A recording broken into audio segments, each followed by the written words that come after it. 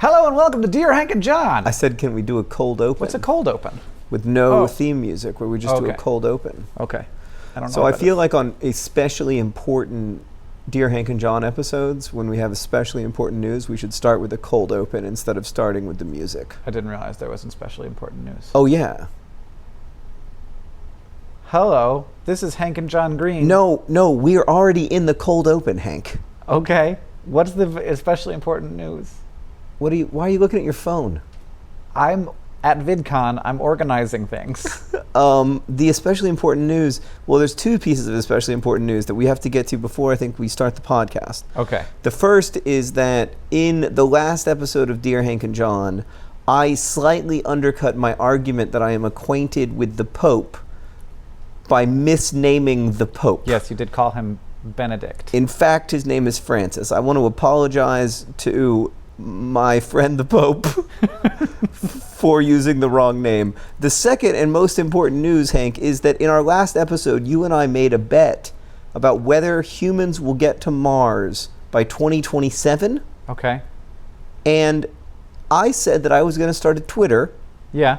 Leon Musk. Yeah, for Earth. Leon Musk for Earth, number 4. Leon Musk, number 4 Earth. And that Twitter, which you said I was not serious about and wouldn't take seriously. I didn't say you weren't serious about. I said you weren't going to follow through, and I do not call this a week later following through. First off, Leon Musk for Earth, number 4. Leon Musk at Leon Musk, number 4 Earth has 1,265 Twitter followers, Hank. Do you know how many accounts he follows? One. You know what that account is? Is it NASA Earth? NASA Earth, NASA's greatest work. NASA does do a lot of important Earth science. I would argue it's actually the only important science they do. I am so committed, Hank. Why is this before the intro? Because, Hank, on big days, we need to do cold opens. Leon Musk for Earth is the biggest development in Vlogbrothers since arguably 2007.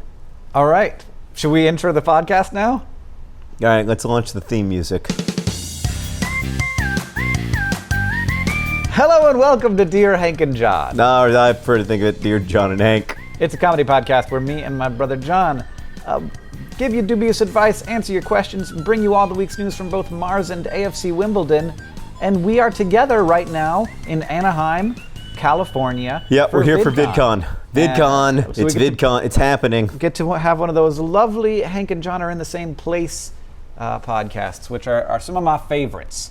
Are we recording? We are. Okay. I was just looking at the thing to make sure. Leon Musk asks, question time. What's your favorite thing about Earth? For me, it's how much better it is at supporting life than Mars. How are you doing, John? I'm doing great. Hank, I've never been so committed to a project as I am committed to the Leon Musk for Earth project. You know, Leon Musk, he's even invented a hashtag to support his cause. Hashtag Yes Earth. Yeah. Hashtag Earth Life. That's his other one that he really likes to use. And then, of course, hashtag Not Till 2028. I am going to win this bet. There will be no humans on Mars till 2028 at the very earliest, thanks to the hard work on Twitter of noted Earth activist Leon Musk. And all of the 1,200-something people following Leon. I mean, it's going to be more by the time this is uploaded. In fact, Hank, just while we've been having this conversation, Leon Musk for Earth got a new follower. Oh, I'm very excited for him. Don't worry, I'm going to name them Kira Carey. I just want to say thank you. Okay. Thanks for standing for Earth. Hashtag Yes Earth. All right. Hashtag No Earth, Yes Mars. No. Both. Oh, no. Why both? We've got a great planet. Oh, I can't wait to win this bet. We still haven't decided what the terms are going to be. Lots of people had great suggestions, but keep sending in your suggestions for what you would like the terms of my bet with Hank to be over whether or not A, AFC Wimbledon will make it to the Premier League by 2027, and B, whether or not humans will make it to Mars by 2027. So we've got a suggestion from Jess, who says, if there are no humans on Mars in 10 years, the podcast shall be renamed Dear John and Hank. Oh, that's a fantastic idea. That is a fantastic idea. That's it. We found it. So we are just 11 short years away from my dream coming true and this podcast being called Dear John and Hank. The nature of the universe shall change. I mean, that's the best possible victory. All right, John, do you want to do some questions, or do you have a short poem for us? You know, let's just go. If I could just read one short poem, Hank. Okay. Well, that's usually how you do it. Do you mind? Yeah, don't do two. I won't do two. I'm just going to do one short poem for the day. It's a prose poem. Is it by Leon Musk? It's by Leon Musk. He writes, it's a poem by Leon Musk. It's on his Twitter, at Leon Musk #4Earth. People often ask me, Leon Musk, should we send humans to Mars? And I always tell them, yes, in 2028 and not a day sooner. It's good. It's beautiful. You're welcome for the short poem. I've already had more fun on this podcast than I usually have all week long. Hank, let's answer some questions from our listeners. All right, this one is from Nathaniel and Noah in Israel. Nathaniel asks, my wife keeps asking me to ask you guys the question in the subject line, which is, why does the urge to pee increase as I get closer to my apartment? And even more so right at the door. Is there a reason for this, Hank? Is there a scientific reason? I have it too. Where like the closer you get to the bathroom, the more you have to pee. In fact, the most recent time I peed my pants was precisely because of this phenomenon. Yeah, you had gotten to the place? I didn't pee my pants, but I did pee in a non-ideal location because I'd realized that I was either going to pee in my pants or I was going to pee in the non-ideal location while not getting pee in my pants. Yeah. It was when I was on the set of the Paper Towns movie and we had apartments. All of us had apartments in the same apartment building. And I had the really intense urge to pee as I got closer to the apartment. It got more intense, it got more intense, it got more intense. And then I realized I didn't have a key. So you just peed on your apartment? No, so I just ran outside and I peed. I can't tell the story. You can't? No, it's too late. I'm backing off. I'm backing away. I'm walking away from the story. The short answer is that we don't know. No, I do know. Oh, Hank does know. Along your urethra, you have a series of 86 sphincters. Wow. And I'm making this up. You had me sold. I was like, I had no idea that I had 86 urethral sphincters. That's some of the most dubious advice we've ever offered. You do. There are some, I think, I haven't looked this up, that there are some that are controlled by your sympathetic nervous system. You're just like your body doing body things, and there are some that are controlled by your mind. And when your body says it's time to pee, you only have one mind controllable do not pee system thing that actually you control. And if your body lets go of all of them, it can be very difficult to keep that one. And I think it can even intentionally relax the last one without your permission. And that is as much as I know. But I mean, that seems very dubious. I just got to tell you the truth. I think, your body is just like, oh, it's the time. We're here. It's time to do this. Go, go, go. It's time. But yeah, this is absolutely a thing. All of us agree. Yeah, it's definitely a thing. Let's move on to another question, though, Hank. This question is hugely important and difficult and complicated. It comes from Anthony, who writes, Dear John and Hank, should I delete the sent from my iPhone in emails I send from my iPhone? What? You know how at the bottom of when you send an email from your iPhone, it says sent from my iPhone? Yeah. Should you have that signature in an email sent from your mobile device, or should you have no mobile device signifier at all? Here's what you should do. So I have some friends who do a thing, which is they will leave a message like, excuse any typos, I wrote this on my phone. I don't like sent from my iPhone, because it seems a little bit like, I'm so special I have an iPhone. Yeah. It's like, I don't want a brand integration in my email. Right, agreed. I should be getting paid for that. Right. I don't have anything though. I just cut it off completely. You know what I have? John. That So way you I don't have to write that? That way I don't have to write my name at the end of the email. 100% of the time, it just says John. So Anthony, here's an idea. How about I put in my email signature sent from my iPhone? That way people think I'm super busy and like so important that I wrote this like 5-page email on my iPhone. That's a good idea, but Anthony, if I could make one recommendation, it would be to change your iPhone email signature to just say John. Because I think that's the statement you want to make, is that this was sent from John. Hank, I have another question. Okay. This one comes from Grace, who writes, Dear John and Hank, I'm a high school senior, and it is now the time of year when everyone is asking for signatures in their yearbooks to remember you by. This question might be a little bit dated, but don't worry, we're still going to answer it. However, I don't know half of these people. Currently, I'm drawing random internet memes in the yearbooks of people I don't know to avoid writing the cliche responses like never change or have a great summer.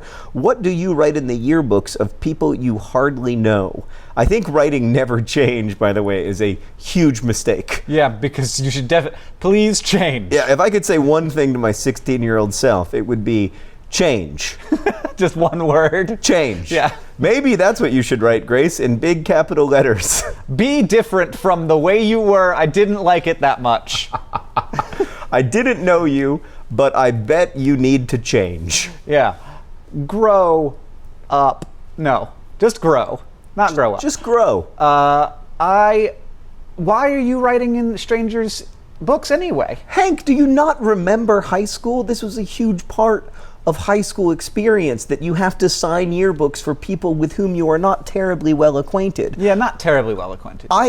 This is something we actually have experience in, because on a pretty regular basis, we sign items for people whom we don't know well. At all, yeah. And so we have a strategy for doing this, and I think it's actually quite a good strategy. I don't know what your strategy is.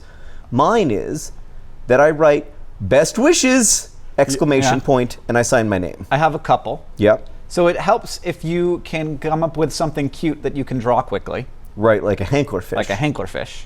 But it's good to have that in general. Then you can draw something, and then that's nice. You made them a thing. And then sometimes I'll write, just keep swimming, because it's a fish, next to the fish. That's good. Or I'll write DFTBA. DFTBA is a winner for me because it's 5 characters long, so you can get it done pretty quickly. And don't forget to be awesome is reasonably good advice to more or less everyone. Yeah. Yep. So, Grace, we're going to say either draw a fish and say, just keep swimming. No, that's mine. Don't do that. That's also good advice, to be fair. Draw a giraffe and say, reach for the highest apple. I don't think giraffes eat apples. Well, yeah, but it's still cute. Exceptionally dubious advice. Yeah, hey, fish don't swim. This is the worst episode of Dear Hank and John ever. This is the one that out of context. Fish don't swim. This is the one that we've made entirely for ourselves and 0% for our listeners. We're clearly like punch drunk on VidCon anxiety, and we need to move on to another question. But Grace, congratulations on finishing another year of school. Good job. If it sounds like we're getting a lot of text messages, it's because we are. All right, this one's from Iris, who asks, Dear Hank and John, I have a lot of red curly hair, and people always tell me how beautiful it is, which is flattering. However, total strangers also seem to think it's okay to touch my hair without asking permission. I find this uncomfortable, and it makes me anxious, but I never know what to say. So my question is, what's the polite way to tell someone that you don't want them to touch you? I have a version of this. I don't have beautiful curly red hair, but I have a version of this, which is that people often ask to touch my puff when I meet them. Because you got the puffy hair. Even when I was at a bar last night, someone just touched it without asking or anything, and it also makes me anxious. I think anytime a stranger is touching you without your permission, it's a little bit of an imposition. Yeah. I don't know if it can't be done with a facial expression. Maybe not to everybody, but to some people I think there are certain facial expressions that will tell them that in fact the thing you have done is incorrect. Yeah, and then maybe they won't do it in the future, but it doesn't help you for like you've maybe taught them an important lesson, but you haven't solved your problem, which is that you don't like your red hair being touched by strangers who haven't asked for permission. So first off, let's just establish as a rule, the same way we have the armrest rule, that dear Hank and John listeners, or dear John and Hank listeners, as I prefer to think of them, do not touch strangers without asking for permission. Let's just not do it. Okay. Let's just, I mean, unless like you're in a subway and you jostle against someone or something. If you're at a mosh pit at a conference, you are concert is what I meant. Yeah. Or if you're at a mosh pit, if you go to a really great dentistry conference and they have one of those great dentist mosh pits. Oh, those are the best. Those are the best. Those people know how to party. Oh, man. They got the laughing gas. Well, yeah, and also they can just fix their teeth if they get knocked out. That's true. Very so they don't even have to worry. Yeah. Yeah. This is the worst episode. It's real bad. I know. Dentist mosh pits. I know what we're going to call it. Yeah, the worst episode ever. I thought we were going to call it the worst episode ever. Oh, that's better. That's better. That's good. You're a clever chap. In summary, unless you're in a mosh pit, don't touch strangers, especially if they have curly red hair, because they've probably been treated as like weird objects of fetishization and objectification for their entire lives, and it's unpleasant for them. Okay. Sorry that happened to you, Rebecca. I've got another question, John. I can't wait. It's from Kylie, who asks, Dear Hank and John, I know that dust is particles of air dirt. Yep, but correct. I clean my house pretty often, and yet it always gets all over my things. Yep. What is dust anyways? And how can I keep this potentially harmful substance from collecting so often and invading my nostrils? Any dubious advice is greatly appreciated. First off, my understanding is that dust is made out of like human leftovers. A great deal of it is indeed little bits of skin. Ugh. God. Ugh. Hank, I recently recatalogued... But some of it's other stuff, if that makes you feel any better. Not really. I recently recatalogued my home library, which was an extraordinarily fulfilling experience, as I'm sure you can imagine. And in the process, I dusted each of my books individually and then dusted all of the shelves and everything. And it is astonishing how much dust collects on items. Yes. It's almost like we shouldn't have items. It's almost like we shouldn't have horizontal surfaces in our homes. It's hard to not have any horizontal surfaces. To just live in an elevator shaft. Well, you need a floor. Yeah, you need a floor. Yeah. Yeah, it's true. It's a good point, Hank. I'm clearly just live in a bottomless pit. I'm not no horizontal surfaces. I'm just falling. I'm not an architect. I mean, they have. It doesn't. Here's your new home. Good news and bad news. Good news, not going to have a dust problem. Bad news, it is an eternally falling pit. So this is a pit of. You will eventually, I think, get used to it. But cell phone service is going to be a problem. How long could you fall if there were a theoretical hole through the entire Earth? How long could you fall? You would. I mean, I know you would die because you would get very warm. Well, you would in an air-conditioned hole, kind of fall forever, in a way, because you would fall, and then you would reach the other side, and you would fall back, and you'd sort of yo-yo back and forth. So it is. I mean, but then eventually you would settle in the middle of the gravitational center of the Earth. Yeah. And then you would just sit there. And so you would have and no dust. There would be dust. It would just, like they have dust on the space station and they have to control for it, but it doesn't settle the same way. It like sort of just gets into everything. Oh, great. All right, so problem not solved. Cutting a hole through the Earth is not going to work as a solution to our dust problem. Okay. Having a smaller home space does help because it's easier to keep clean, and also what I will say about dusting is that a great deal of dusting is just putting the dust back into the air where it will once again fall. Correct. So doing things that actually absorb the dust and then washing that thing is much better than just like fluffing the dust off so that it can once again land upon all of your things. That's my home maintenance tip from Hank Green, home maintenance expert. I mean, that's just extraordinarily dubious advice. Hey, we're recording Dear Hank and John. Hey, at VidCon. Hey, John. Yeah, are you Snapchatting? Yes.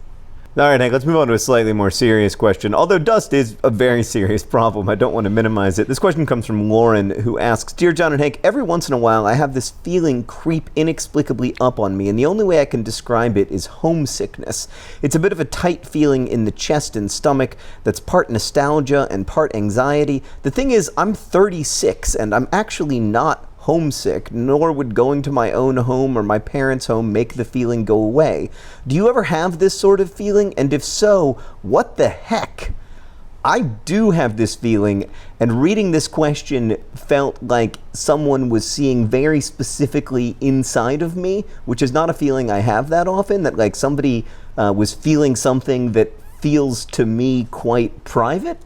And so I was fascinated by the question. Do you have this feeling, Hank? Is it a kind of nostalgia? Is that what we're talking about? It's not quite nostalgia. I actually usually describe it as dread or longing, or like a place between dread and longing. But it is a very specific feeling in my chest and stomach where I feel a distance from something that I want to feel close to, but I don't quite know what the thing is. It's a very, I used to, when I was a kid, I had it when I was a kid too, and when I was a kid I would call it the night feeling, because I had it mostly at night, which was when I sort of like, my anxieties would be allowed to like run wild. You don't have this feeling? I don't think so. I think that's good news for you. Although it's not, I have to say, it's not a wholly bad feeling. The other time I get it, maybe this will help you, is when I'm driving alone on a highway at night, and I feel a sort of mix of poignancy and yearning, but I don't quite know for what. Is this at all helpful? Nope. Hank doesn't have feelings like the rest of us have feelings. Yeah. All right. Don't have all day. I'm sorry. Lauren, Hank obviously not qualified to answer this question, but then again, that doesn't usually stop him. I will say, what, we have 86 urethral sphincters? I will say you are not alone in this feeling. I know you're not alone because I also have it.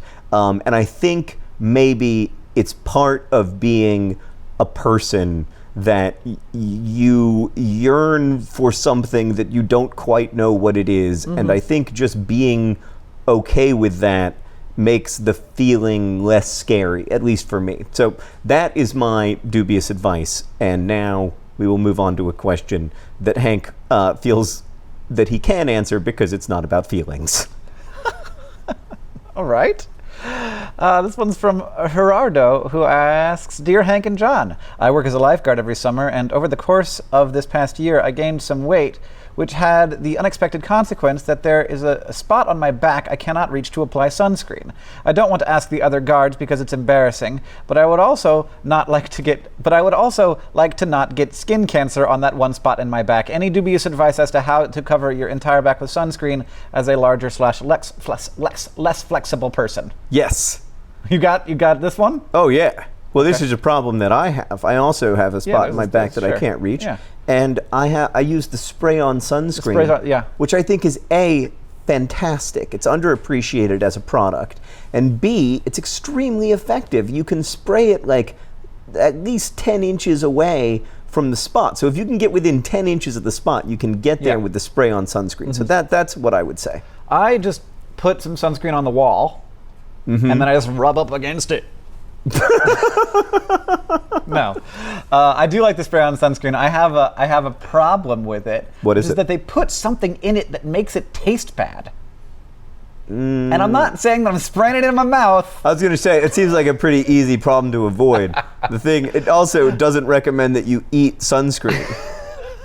Problem is, it smells like delicious coconut, but it tastes awful. Let me ask you this, Hank. How does how does regular sunscreen taste? Is it delicious?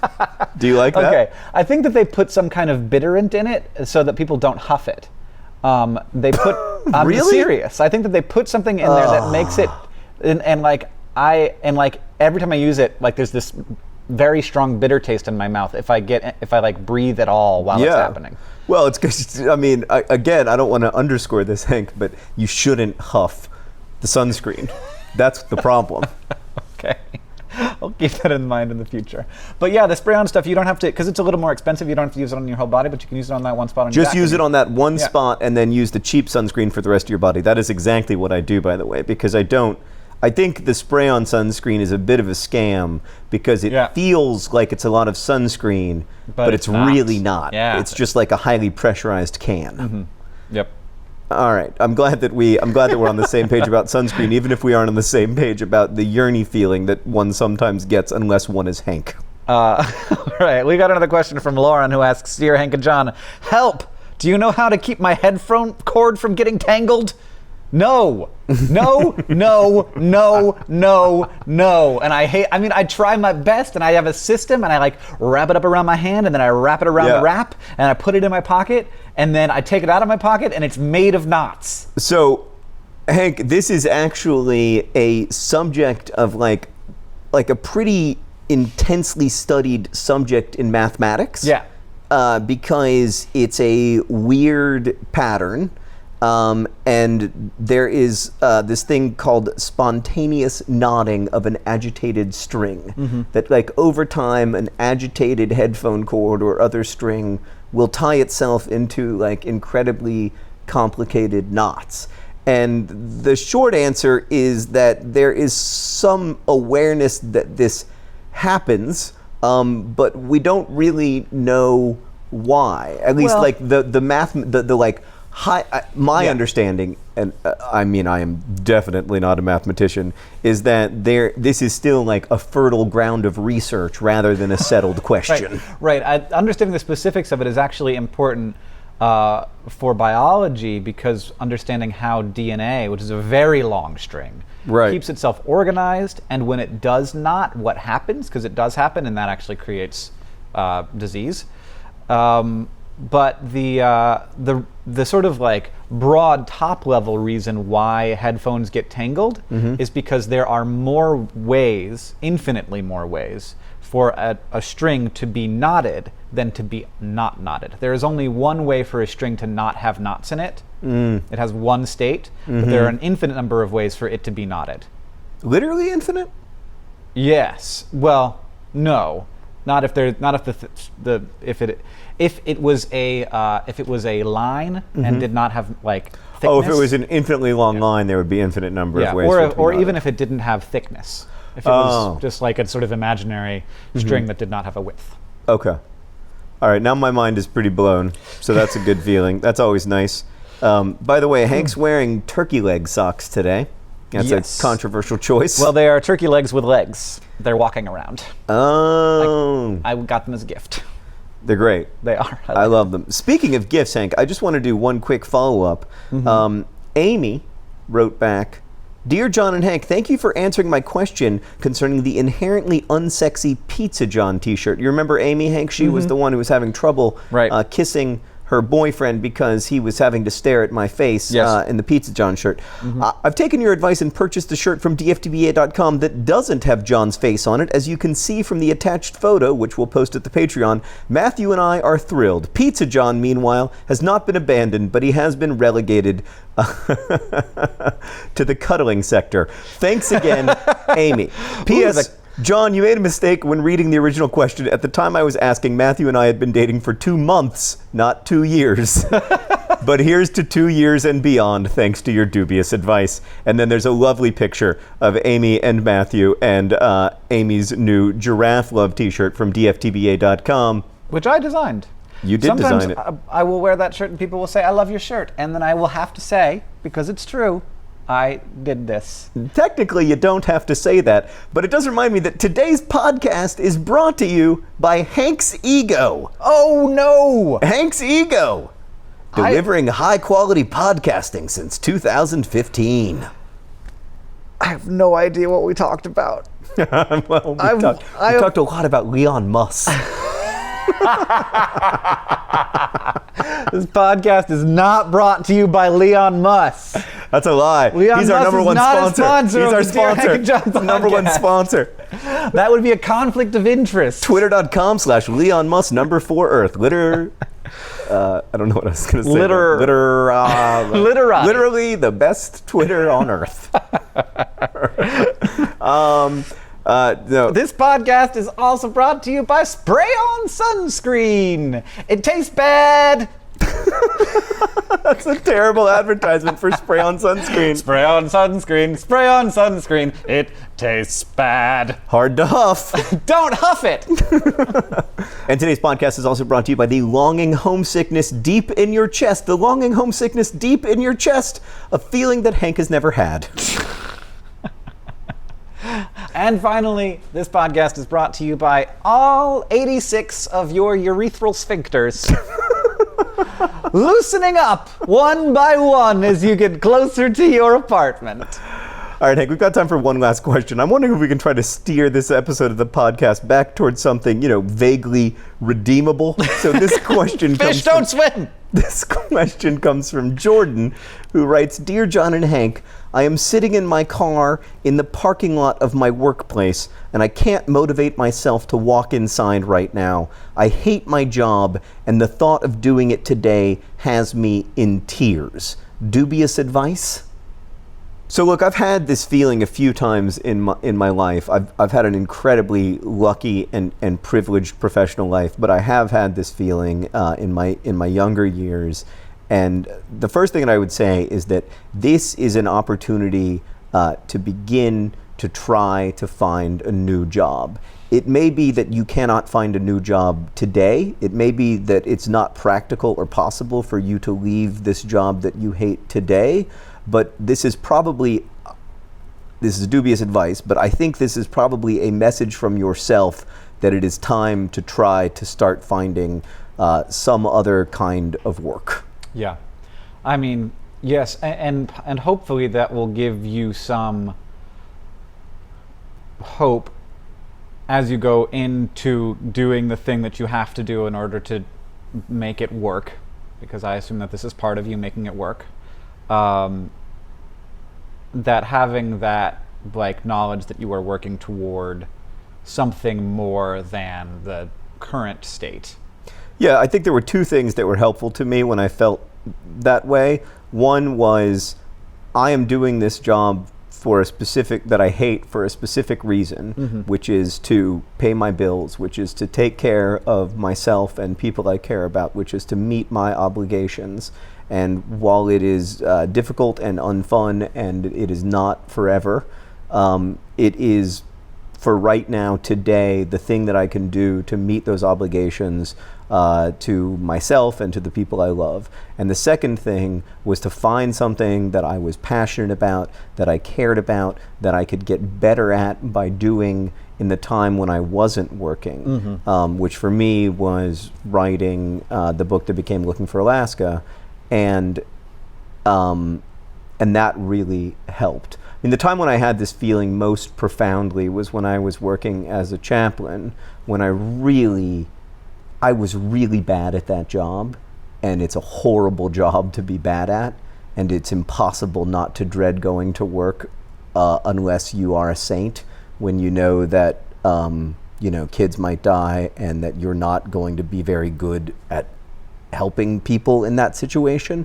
I think it's possible to enjoy that work when you know that you can be helpful and useful, but I knew that I wasn't that good at it, and it really helped me to say, well, this is what I'm doing right now because I made a commitment to do it, but I am also going to go home tonight and I'm going to do this thing that I love, which is writing.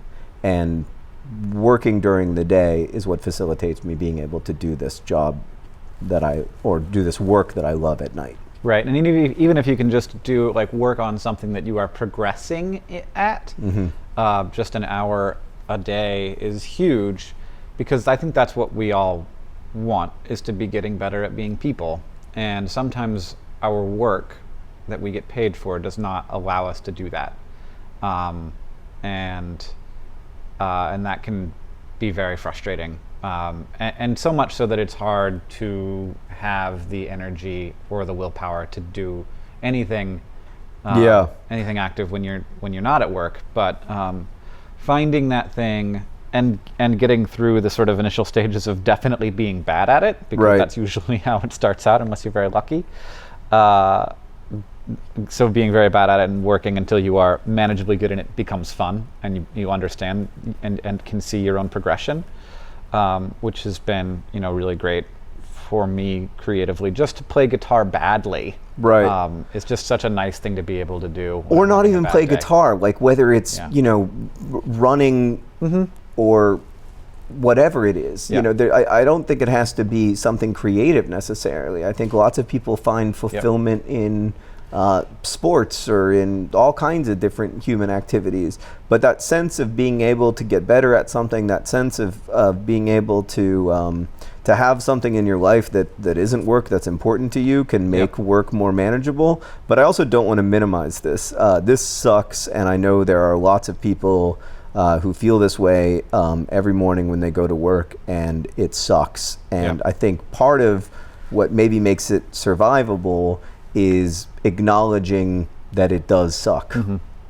Yeah, and also acknowledging that, like, if you want to trade this bad job for another bad job, your other bad job might not be as bad. Because it's, in my experience, it's usually the people you're working with more than the job itself. And if you can find a place, even if it's a crappy job, if there's good people there, it makes it all more manageable. The only exception to that is when you have to do a lot of cold calling. Then it doesn't matter who you work with. It's always terrible. I'm sure there's lots of exceptions to that. That's true. The only exception in my personal experience is when there's cold calling involved.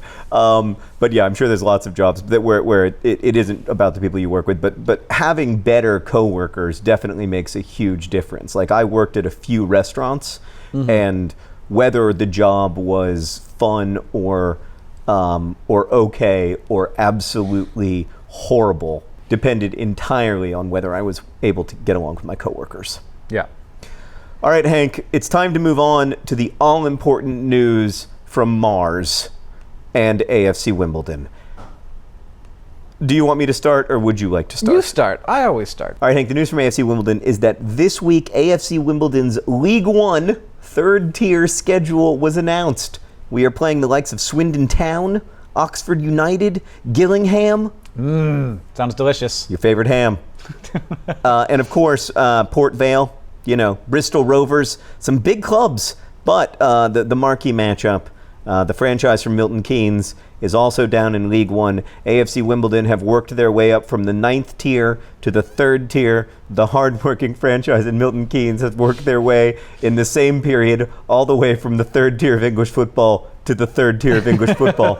And those games will be on March 14th is when the franchise will come to visit AFC Wimbledon, and on December 10th, AFC Wimbledon will be playing in Milton Keynes. Big games for me include the game against Swindon Town, the home game against Swindon Town on October 15th. I'm a longtime Swindon Town fan as well. And I'm excited to go to a game. I know I'm going to at least one game this season, October 1st, home to Gillingham. Pretty excited about that. Fired up. Very, very excited for AFC Wimbledon's League One schedule. We'll post the whole schedule on the Patreon so you can enjoy it. And if you want to go to one of the games. Yeah, you should go to more than one of the games, Hank. Any of the games. So, Hank. Yeah. Leon Musk for Earth has a question for you. Oh, God. Are we closer? You're not going to just let me. Or farther away to getting to Mars this week? Well, physically, we're farther away from Mars this week. Huzzah! Because it's moving away from us now. Got another solid week. Gonna come back around again in a couple of years. In Earthness. But yes. Practically, we're a little bit closer because NASA has signed an agreement with the United Arab Emirates, sharing information and technology in the hopes of collaborating on a bunch of stuff. But the prime objective, according to the announcement, is the exploration of Mars. By humans or by robots? By humans. Oh, that's disappointing. But this is NASA's plan. So its goal is to get to Mars by 2030. Perfect. I've always loved NASA. And they want to, and that plan has been criticized for its ambitiousness. Yeah. I'm all for getting to Mars in 2030. I think that'd be great. That way we could get humans to Mars and have a podcast called Dear John and Hank.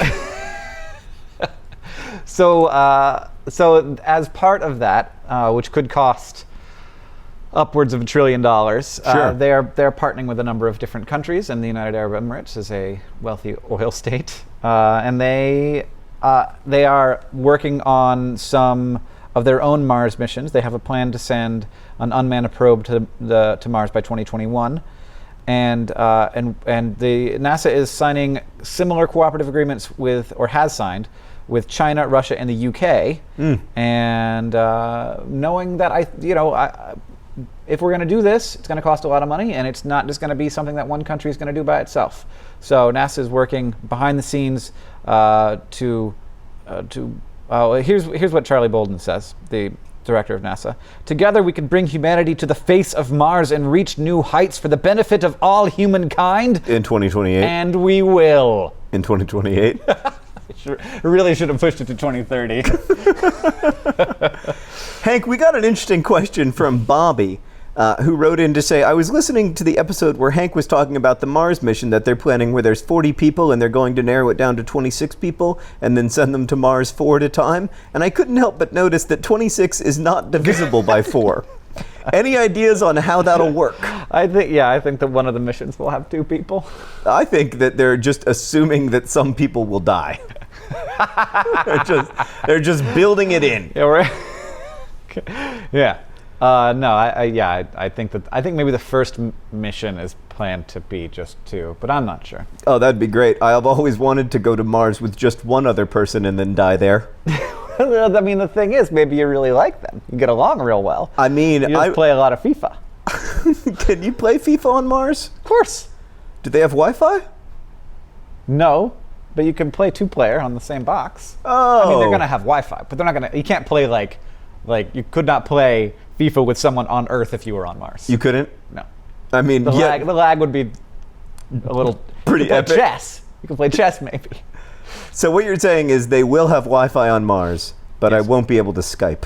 Do you know that the internet used to be a capital I, according to the AP style guide, but they recently pushed it to lowercase? I mean, this is huge news for me, Hank, because I have always styled internet with a capital I because I believe in the AP style guide. In all of my books, it's capital I. Yeah. And even sometimes my copy editors would be like, this is technically a capital I, but nobody really uses the capital I. And I would be like, we use the capital I because we believe in the AP style guide. So it was a little bit of a betrayal. Well, I thought it would be a huge relief. It is. It's both a relief and a betrayal because I stood up for the capital I internet for so long that now I agree with them that it should be a lowercase I thing, but it's made now my books look dated. Yeah. As opposed to before when they were just full of a bunch of references to bands like the Flaming Lips. Flaming Lips are still relevant, John.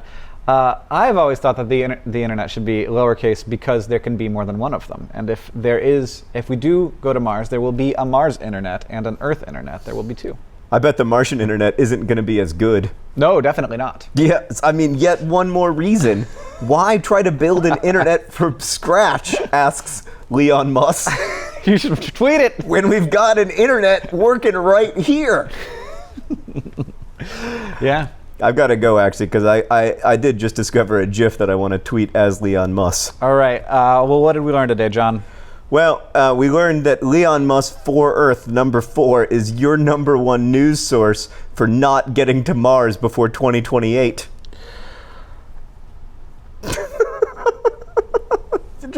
Just tell me when I'm kicking the dead horse. I know it's not yet. I know that horse is alive, but You tell me when I jumped the shark on the Leon Musk stuff. All right. We also learned that John, on the set of Paper Towns, peed on something. We don't know what, but something he was not supposed to pee on. We learned that Hank huffs spray-on sunscreen. Not true. Not on purpose. Well, I mean, it's all I'm saying is that I have no idea how spray-on sunscreen tastes. And we also, I think I just have an exceptionally strong sense of taste. I have a very developed palate. Oh my God, aren't you special? And finally, we learned that John would like a house with no bottom. It's just a forever falling pit that disallows the existence of any dust. I just want to live in a vacuum. Is that so wrong? Yeah, it saves you from all of the potential bugs that might be in your home. If your home is a vacuum, they just die immediately. The other big advantage is that you also die. Yeah. So that's a bummer. Yeah, okay, let's wrap up the podcast. All right, thank you for listening to this podcast. John, thank you for coming to Anaheim to record with me. It's a pleasure to have you here. I mean, it's not like you're hosting me. We both run VidCon. It's just I don't work on it. And thank you to everyone for listening to this podcast, where you can find this podcast now officially on the Google Play podcast thingy. Well, that's exciting. Yeah. Also, we want to thank all of our Patreon subscribers at patreon.com/DearHankandJohn. And we want to thank Nicholas Jenkins, who edits the podcast. Claudia Morales is our intern. Rosiana Hals-Rojas helps us with questions. Our theme music is by Gunnarola. Thank you again for listening. And as we say in our hometown, don't forget to be awesome. And if you have any questions, you can email us at hankandjohn@gmail.com. I forgot that part. This really is the worst episode ever. It's so bad.